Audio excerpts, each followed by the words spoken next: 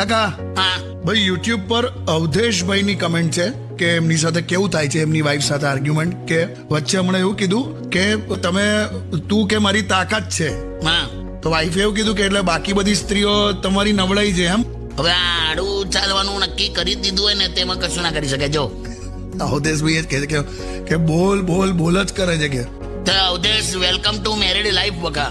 આમાં કે આ બહુ કોમન છે ભાઈબંધ. મેં પહેલા પણ કીધેલું કે સ્ત્રીમાં એવું હોય 17,000 થી 20,000 એવરેજ શબ્દો બોલે છે પર ડે. આમ એમાંય તને જો વાતોડી મળી જાય તો આ આંકડો વધે. બરાબર. એમાં તને સંભળાવતી હોય તો આંકડો વધ્યા જ કરે. તો કરવાનું શું?